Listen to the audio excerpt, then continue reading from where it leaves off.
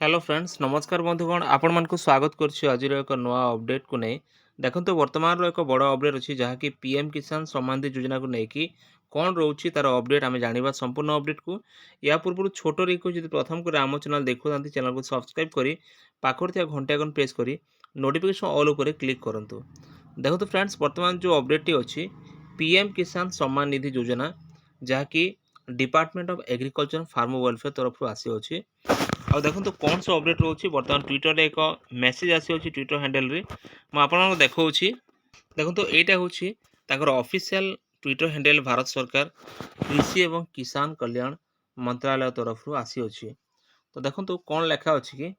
PM किसान संबंधी योजना के लिए अनिवार्य कार्य कौन से माने अति जरूरी जहाँकि करवा काम कौ काम पीएम किसान संबंधी सेटा लिखा अच्छी आउ चारोटी ऑप्शंस रोची एसबू कम करने किंतु बर्तमान पोर्टाल रे किसी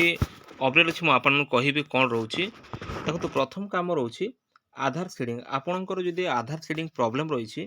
ताले ए प्रॉब्लम को शीघ्र सारी दिंतु आगामी किस्ती दुई नंबर प्रॉब्लम रोचे इकेवाईसी जो आधार सीडिंग केमती करेंगे आधार सीडिंग करने आपण को निजर बैंक को जीवाक हम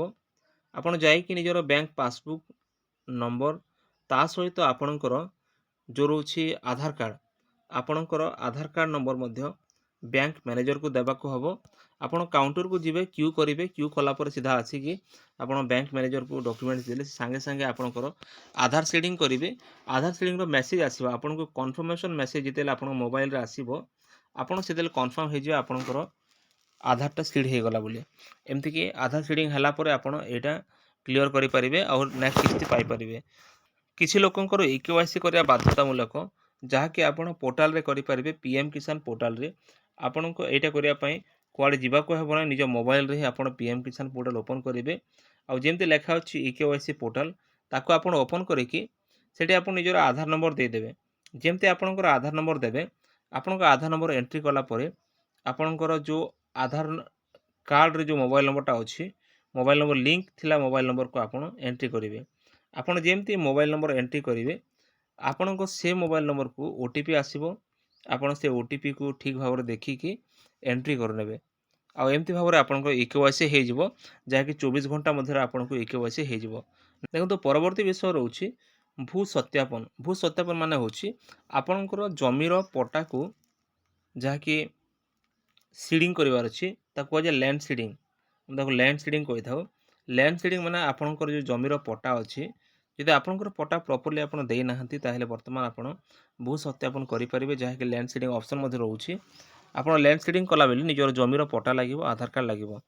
आ एमती आपन करि परिबे 4 नंबर विषय रोची ए लेखा सभी लेखा अछि सभी आपन को 4 नंबर विषय रे आधार डेमोग्राफिक अपडेट करिया को हबो आपन को आधार डेमोग्राफिक अपडेट निहाती जरूरी जेमते कि जदि आपणकर नाम जदि मानि तो आपणकर नाम सुशांत थिला SUSHANT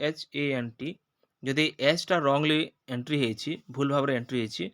आपण ताकू सेकेंड टाइम रे SUSANT ए भूले आपण एंट्री करि परिबे जाके आधार सीडिंग कला बेले आपणकर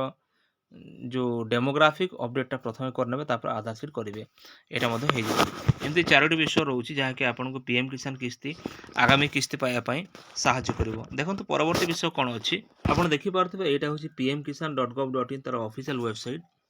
और ये आप तल को आसला देखो एपर लिखा अच्छी from March 31st to 3rd April all services on portal will be unavailable service जहाँ भी थिला पोर्टाल रे प्रत्येक सर्विस को वर्तमान बंद कर दिया जायछि जहाँकि 3 एप्रिल पर्यंत मार्च 31 तारीख रु आरंभ होगी एप्रिल 3 तारीख पर्यंत next portal will full functionalities will be available from 4th April माने एप्रिल मासर 4 तारीख पर ही संपूर्ण काम करिवो ए पोर्टालटा संपूर्ण काम करिवो वर्तमान संपूर्ण बंद अछि 3 तारीख पर्यंत बंद रहिवो आउ 4 तारीख पर ही पूरापूरी काम करिवो तो फ्रेंड्स एथला वर्तमान अपडेट जहाँकि आपन वीडियो रे देखिले जदि वीडियो बोले तो वीडियो को लाइक करंतु चैनल को सब्सक्राइब करंतु सांगमान को शेयर करंतु एमती लेटेस्ट अपडेट पे इंस्टॉल टेलीग्राम और व्हाट्सएप ग्रुप पे जॉइन करंतु देखा नेक्स्ट वीडियो रे धन्यवाद।